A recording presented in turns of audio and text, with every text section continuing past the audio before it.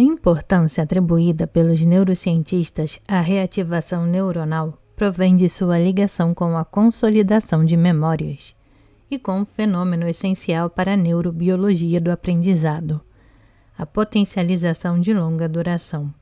Embora Hebb tivesse previsto em 1949 que a ativação concomitante de neurônios deve modificar de forma persistente suas conexões com neurônios na jusante a uma ou mais sinapses de distância dos neurônios ativados, o fenômeno permaneceu uma possibilidade apenas teórica por quase 2 décadas. Foi somente em 1966 que surgiu a primeira evidência empírica de que um estímulo elétrico pode fortalecer de forma duradoura um conjunto de conexões sinápticas. Estudando estímulos e respostas elétricas no hipocampo de coelhos anestesiados, o então doutorando norueguês Terje Lomo conseguiu pela primeira vez induzir eletricamente uma memória artificial, fazendo neurônios se lembrarem dos estímulos recebidos. Pesquisando no laboratório do neurofisiologista norueguês Per Andersen, na Universidade de Oslo, Lomo, inicialmente sozinho e depois junto com seu colega britânico Timothy Bliss, publicou as primeiras evidências da potencialização de longa duração. A descoberta é o análogo celular da operação de adição, essencial para o funcionamento do biocomputador que trazemos dentro do crânio.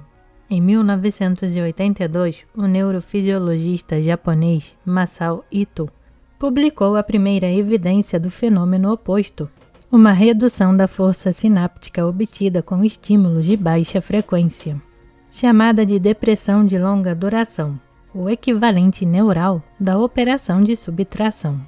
Desde então, a investigação sobre a potencialização e a depressão de sinapses se tornou um dos campos de pesquisa mais dinâmicos da neurociência. Inicialmente houve críticas. Os estímulos eram realizados com frequências excessivamente altas ou baixas, configurando uma situação bastante artificial.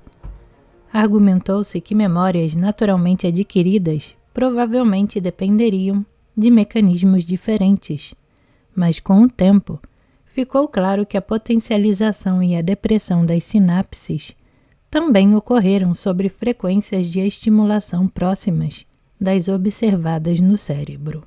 O avanço das pesquisas acabou demonstrando que os mecanismos deflagrados nesses experimentos são exatamente os mesmos utilizados pelo aprendizado natural. Se no Monte Olimpo da ciência habitam deuses justos, Lomo, Bliss e Ito ainda hão de compartilhar um prêmio Nobel por descobrirem de que modo o panorama sináptico é esculpido. Enquanto esse dia não vem, os estudantes apaixonados pela compreensão dos mecanismos biológicos do aprendizado têm a oportunidade em congressos e cursos internacionais de beber boas cervejas com o simpático Tim Bliss, narrador entusiasmado e divertido da própria descoberta fundamental. Já no final dos anos 1980, Pavlidis e Wilson fizeram outra descoberta surpreendente. Estímulos de frequências idênticas podem causar efeitos opostos quando administrados em fases distintas do ritmo θ. No pico dessa onda cerebral, quando os neurônios estão despolarizados e, portanto, facilmente excitáveis, a estimulação causa potencialização das conexões. No vale da onda, quando os neurônios estão hiperpolarizados e, portanto, dificilmente excitáveis, a mesma estimulação causa a depressão das conexões.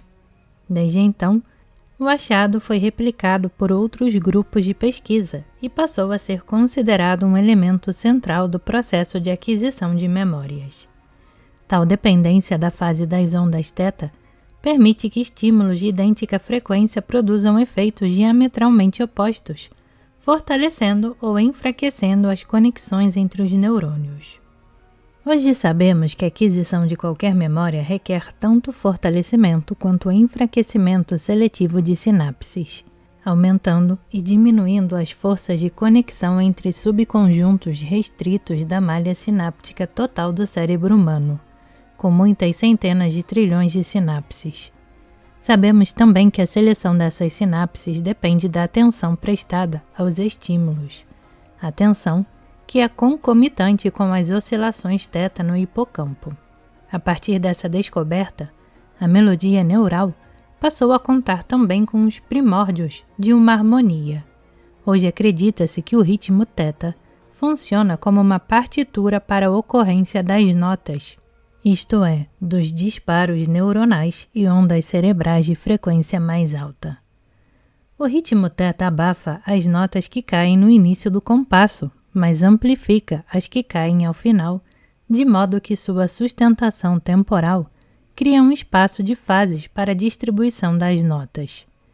Trata-se de um mecanismo para incorporar novidades, que desloca as memórias antigas para outras fases, outras regiões do compasso. A importância desse fenômeno para compreender a relação do sono com o processamento de memórias começou a ficar evidente quando Gina Poi, uma das poucas vozes da neurociência a reconhecer explicitamente a inspiração seminal de Freud para o campo, demonstrou pela primeira vez que a fase entre ritmo θ e disparos neuronais pode codificar a familiaridade de uma memória. A história de Poi faz dela outra improvável heroína de nossa saga. Nasceu em Los Angeles, numa família muito pobre e sem a presença do pai. 2 anos depois, a mãe se mudou para San Diego, a fim de buscar trabalho e habitação acessível, levando Gina e seu irmão. A família dependia de auxílios do governo, pois os empregos conseguidos pela mãe pagavam apenas salário mínimo. Nunca tiveram carro, televisão apenas por um tempo. Além disso, os bairros em que moravam eram violentos. Acostumada a ficar sem comer para garantir que os filhos se alimentassem, a mãe acreditava firmemente que a educação era a chave para superarem a pobreza. E foi mesmo. No 5º ano, a jovem curiosa e inteligente apaixonou-se pelas atividades mediadas por sua professora de ciências. Fosse dissecando um olho de boi ou medindo a preferência de cores em invertebrados. Aos 11 anos, a menina Gina sentiu pela primeira vez que queria ser cientista. Menos de uma década depois, em 1983, conseguiu ser admitida na prestigiosa Universidade Stanford. No curso de neurofisiologia, assistiu ao neurobiólogo Craig Hiller contar os passos científicos que o levaram a descobrir que os mamíferos não fazem termorregulação durante o sono REM. Ele disse que isso tornava os mamíferos ainda mais vulneráveis durante esse estado, arriscado para o organismo e ainda assim é estritamente necessário, e o mais importante, por razões desconhecidas. Gina ficou entusiasmada e pensou como seria divertido descobrir algum fenômeno fundamental numa era em que tanta coisa já era conhecida, ou parecia ser. Só que a motivação inicial se dissipou quando ela constatou que precisava de mais dinheiro para pagar as taxas da universidade. Como não precisava dos créditos daquele curso para se graduar, abandonou as aulas e aumentou suas horas de trabalho como cozinheira. A história poderia parar aí, mas felizmente não parou. Alguns anos depois, Gina conseguiu um emprego de assistente de pesquisa no Veterans Hospital para estudar a atividade cerebral de pilotos da Força Aérea, enquanto voavam em baixa altitude e elevada força gravitacional, equivalente a muitas vezes à aceleração gravitacional experimentada na superfície da Terra. O objetivo da pesquisa era determinar de modo confiável se os pilotos estavam perdendo a consciência, para que os aviões pudessem entrar em piloto automático sem a necessidade de comando humano. Como parte dessa pesquisa, Gina foi a uma conferência de especialistas do sono e compreendeu que nesse campo há verdadeiros oceanos de questões importantes sem resposta. E, portanto, é possível almejar fazer uma grande diferença, descobrir alguma coisa realmente importante, sonhar grande. Mas Gina só percebeu a ironia quando foi oficialmente admitida no programa de doutorado em neurociências da Universidade da Califórnia, em Los Angeles. Uma bolsa de doutorado nos Estados Unidos paga mais do que qualquer emprego de assistente de pesquisa. Gina adorou o doutorado e nunca mais olhou para trás.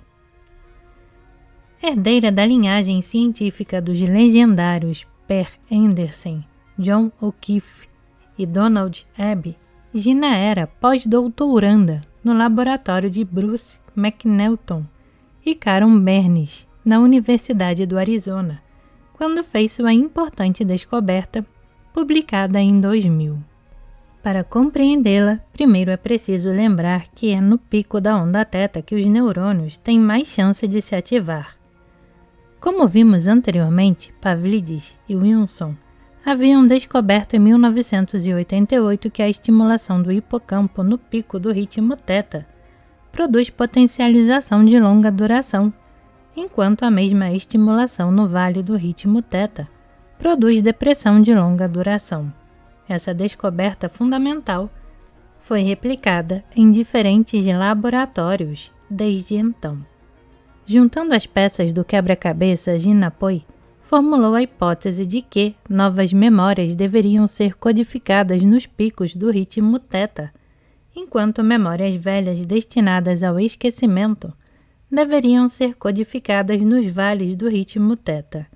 Gina implantou eletrodos no hipocampo de ratos e passou a registrar a atividade de neurônios de lugar, cuja ativação era seletiva para regiões específicas da caixa em que o experimento era feito.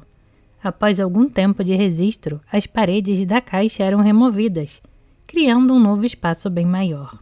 Isso provocava o remapeamento de uma parte dos neurônios de lugar, que passavam a responder seletivamente aos lugares do novo espaço. Comparando a fase de disparo dos neurônios remapeados para lugares novos e dos neurônios que persistiam mapeando lugares antigos, Gina verificou a separação de fases que havia previsto. Quando um rato visitava o ambiente novo, os disparos neuronais ocorriam no pico do ritmo θ, tanto na vigília quanto no sono REM subsequente.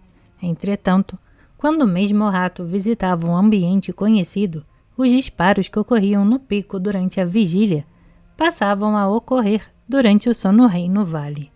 É como se o passado já conhecido estivesse sendo representado na fase negativa do ritmo θ, que induz depressão sináptica de longa duração e, portanto, o esquecimento. A representação das novidades, por outro lado, estaria concentrada na fase positiva do ritmo θ, levando ao fortalecimento das conexões e, portanto, das memórias. O fenômeno que Pavlidis e Wilson haviam demonstrado usando memórias artificiais, eletricamente induzidas, Poi e seus mentores agora demonstravam ocorrer numa situação muito mais realista, envolvendo o comportamento de exploração espontânea do ambiente e o sono REM que ocorre em seguida. Embora o avanço na compreensão dos mecanismos responsáveis pelo papel cognitivo do sono derive principalmente da investigação de roedores, foi a pesquisa em seres humanos, utilizando EEG, tomografia por emissão de positrons e ressonância magnética funcional, que primeiro estabeleceu a ligação entre aprendizado e reverberação neural durante o sono. Os neurocientistas belgas Pierre Maquet, da Universidade de Ligier, e Philippe Peyneus, da Universidade Livre de Bruxelas, demonstraram há quase 20 anos que a atividade cerebral durante o sono REM pós-aprendizado é proporcional à aquisição de novas memórias. Tal reverberação provoca aumentos locais de oxigenação do sangue, refletindo as necessidades metabólicas aumentadas dos neurônios, envolvidos na codificação mnemônica. Outro estudo realizado durante o sono de ondas lentas verificou um aumento na potência das oscilações lentas, abaixo de 4 ciclos por segundo, na região cortical submetida ao treinamento, que se correlacionou significativamente com o aprendizado. Mostrar que um fenômeno biológico é proporcional a um fenômeno psicológico não prova que seja a causa do outro. Para ir além do estudo de correlações e tentar estabelecer causalidade, é preciso induzir ou interromper o fenômeno biológico para verificar o que acontece com o fenômeno psicológico. A importância causal do ritmo θ do sono REM para o aprendizado foi demonstrada em camundongos pela equipe do neurofisiologista grego Antoine Adamantides, nas universidades de Berna e McGill, usando um método para interromper o ritmo θ com grande precisão temporal. Os pesquisadores demonstraram que a redução de ondas θ durante o sono REM prejudica fortemente a consolidação das memórias que, de início, se instalam no cérebro através do hipocampo. Em seres humanos, a equipe de Jan Born realizou experimentos clássicos demonstrando ser possível aumentar o aprendizado através da estimulação elétrica do cérebro durante o sono não REM, utilizando pulsos elétricos bem lentos aplicados sobre o crânio, abaixo de 1 ciclo por segundo. É possível induzir oscilações artificiais que magnificam as ondas lentas naturais desse estado. O procedimento literalmente amplifica a capacidade de aprender.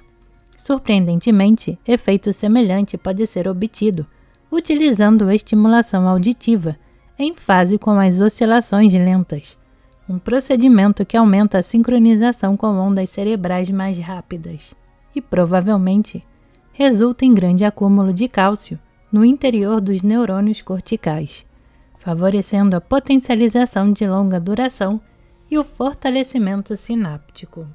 Em conjunto, essas descobertas sugerem que a repetição de padrões de atividade neural deve ser a causa da consolidação das memórias durante o sono.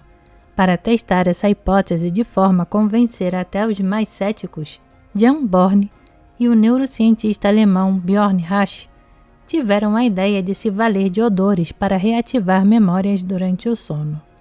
É notória a capacidade que o olfato tem de evocar memórias, pois associamos cheiros a estímulos específicos. Em algum momento de sua vida, você deve ter experimentado a sensação de se surpreender com um cheiro característico do passado e imediatamente lembrar-se de eventos muito antigos. Além disso, os odores são os estímulos sensoriais que menos interferem no sono, tirando vantagem desses fatos. Os pesquisadores decidiram realizar experimentos em que os participantes aprendiam as posições espaciais de cartas com imagens, como no jogo da memória tradicional, enquanto eram expostos ao perfume de rosas. Durante o sono subsequente, os participantes eram expostos novamente ao perfume com o intuito de fazê-los lembrar subliminarmente das posições aprendidas, reativando-as por associação multissensorial. Os resultados mostraram que a reativação de memórias por exposição ao odor foi bastante eficaz quando realizada durante o sono não REM, mas não durante o sono REM, que apresentou níveis iguais ao de experimentos sem odor. Esse experimento clássico demonstrou que a reativação de memórias durante o sono não REM efetivamente promove o aprendizado. Laurent Dino não poderia estar mais errado em sua objeção a Hebb. O estudo da reverberação neuronal é do mais alto interesse para a psicologia. Mas afinal, o que é uma memória? Para começarmos a definir esse conceito, digamos que é uma trajetória específica de propagação da atividade elétrica através da malha neuronal. A ativação consciente de uma memória é um processo que se estende no espaço através de enormes conjuntos neuronais e se prolonga no tempo por centenas de milissegundos, bem acima da escala de tempo característica da atividade de um único neurônio, da ordem de 1 milissegundo apenas. Embora uma única memória requeira a ativação de um grande número de neurônios, está muito longe de recrutar o cérebro inteiro. Uma vastíssima matriz tridimensional composta por bilhões de células cada uma delas interligada por axônios e dendritos a milhares de outros neurônios. A evocação de uma memória é, portanto, a propagação da atividade elétrica através de um subconjunto bastante específico e restrito de neurônios e áreas cerebrais. Para cada experiência do passado evocada, há uma trajetória particular de propagação elétrica pelo cérebro, que em seu estado latente não ativado, representa a memória dessa experiência. Para memórias de procedimento, pedalar uma bicicleta, jogar capoeira, os circuitos envolvem, sobretudo, o cerebelo, o córtex motor e os gânglios da base. Para memórias declarativas, qual é a capital de Angola, assim como para memórias episódicas, como foi sua viagem para pesquisar capoeira em Angola, é necessário um hipocampo intacto. Cada trajetória tem certa probabilidade de propagação, que se transforma a cada nova ativação da memória, através de mecanismos como a potencialização e a depressão de longa duração. A repetição mental de uma mesma memória é como um rio que parece sempre igual, mas não exatamente, pois passa pelo mesmo leito, mas nunca com a mesma água e nunca de forma igual, sobretudo nas margens. As trajetórias neuronais mais prováveis correspondem às memórias mais reforçadas, ativadas múltiplas vezes ao longo da vida. A cada vez que ocorre, a passagem de atividade elétrica esculpe caminhos preferenciais para a futura ativação neural, criando a memória dos eventos memoráveis. A atividade elétrica circula por essas trajetórias sob a influência de redes reverberantes, como o circuito hipocampo septal, que produz o ritmo θ e as conexões de vastas porções cerebrais com o pequeno e compacto locus ceruleus. Situado nas profundezas do sistema nervoso, esse olho interior que tudo vê exerce controle direto sobre a pupila, que se dilata conforme a atenção e o esforço mental, como se abrisse e fechasse a janela da alma para o mundo.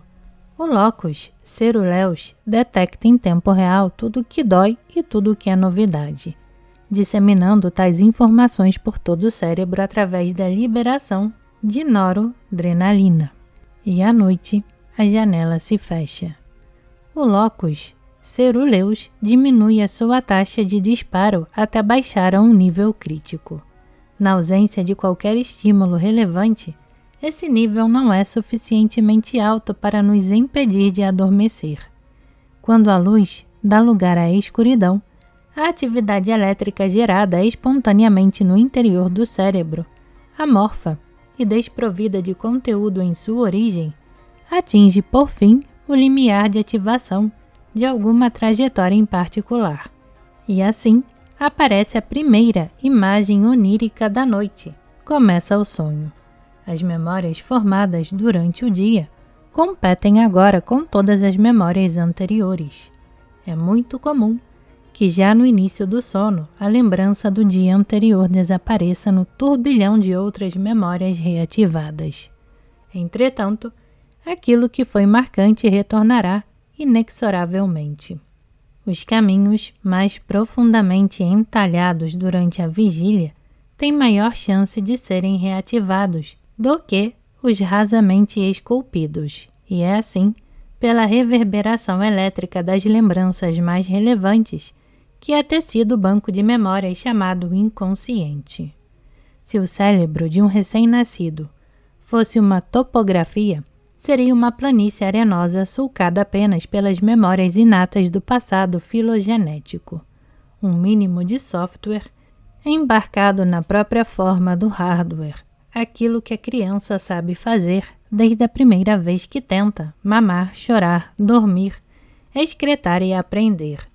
Com esse repertório comportamental, o bebê enfrenta o mundo exterior, canalizando a atividade elétrica pelos caminhos neurais que já possui e que vão se modificando à medida que aprende a perceber e a mover-se. Na metáfora topográfica, a chuva que erode o terreno corresponde à atividade elétrica, e assim, alterando continuamente a topografia formada por um número descomunal de sinapses, o bebê inicia a construção de seu mundo interior. Conforme adquire experiência, a topografia é erodida. A formação de novas memórias vai reforçando pequenos conjuntos de sinapses específicas, bastante úteis à sobrevivência, e eliminando conjuntos enormes de sinapses menos úteis.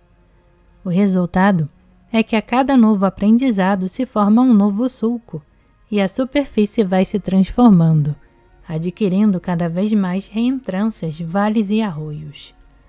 O contato com a realidade pela força da água e contra a rigidez da pedra vai esculpindo a topografia sináptica, até chegarmos a anciã ou ancião, o cânion de vivências acumuladas umas sobre as outras, imenso e profundo vale central, cercado por inúmeros vales cada vez menores, capilares moldados pela vivência autobiográfica, como um palimpsesto de eventos vividos e imaginados, mapa mental de toda a vida, feito das experiências superpostas do passado mais remoto, que se consegue lembrar até o futuro mais distante que se consegue imaginar. Nesse mapa, a ativação de cada diminuto sulco corresponde à evocação de uma memória específica. Vivências traumáticas deixam sulcos mais profundos, como seria de se esperar pela intensa liberação de adrenalina e noradrenalina durante o estresse agudo.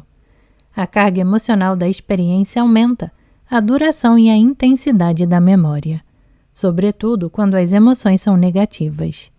Durante o sono, na ausência de estímulos externos, a atividade elétrica gerada nas profundezas do sistema nervoso atinge vigorosamente o córtex cerebral, o hipocampo, a amígdala e diversas outras regiões subcorticais, produzindo experiências oníricas vívidas.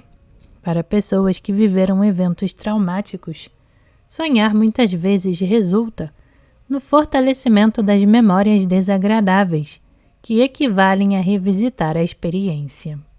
Talvez seja verdade que a atividade elétrica que atinge o córtex cerebral durante o sono seja difusa, pouco específica, talvez até mesmo aleatória, como propôs Francis Crick.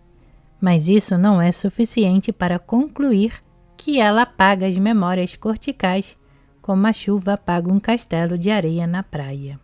Afinal, depois que o bombardeio de atividade elétrica chega ao córtex cerebral e começa a se espalhar por suas vastas redes neuronais, a ativação se propaga conforme os caminhos sinápticos, permitidos pelas conexões neuronais já existentes, o que equivale a dizer pela história daquela mente.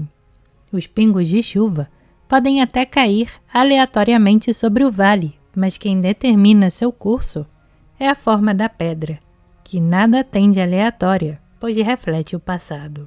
Voltando à comparação entre idades diferentes, o recém-nascido tem pouco passado autobiográfico, muito passado filogenético e todo o futuro que se pode almejar. Qualquer coisa que acontece ao bebê tem potencial para impactar integralmente a vida subsequente. No ancião, ao contrário, quase mais nada impacta. O passado autobiográfico se tornou enorme, mas o futuro fica cada vez mais limitado. Frequentemente, a veneranda idade vem acompanhada de um amplo repertório de memórias, mas também da dificuldade de adquirir novas memórias e de interessar-se pelos estímulos do mundo. Nada impressiona, nada é novo. Há menos sono, menos plasticidade neural e menos canabinoides produzidos pelo cérebro, fundamentais para a formação de novas sinapses. Na terceira idade, a pedra que resta é dura e muitas vezes a mente enrijece. Por outro lado, a velhice traz estabilidade. Quando o repertório de vivências acumuladas é vasto e sadio, os mais velhos se tornam os melhores conselheiros e líderes que uma comunidade pode ter, cuidando da coletividade com equilíbrio, visão panorâmica e zelo pelo futuro, tanto imediato quanto longínquo. Entre os Kalapalos e outros grupos indígenas do Parque do Xingu, praticantes da paz intertribal há pelo menos 60 anos, falar como chefe exige ser calmo e discursar sentado, olhando para o chão com humildade e proferindo as repetições corretas de palavras que apaziguam e asseveram paz e respeito entre parentes.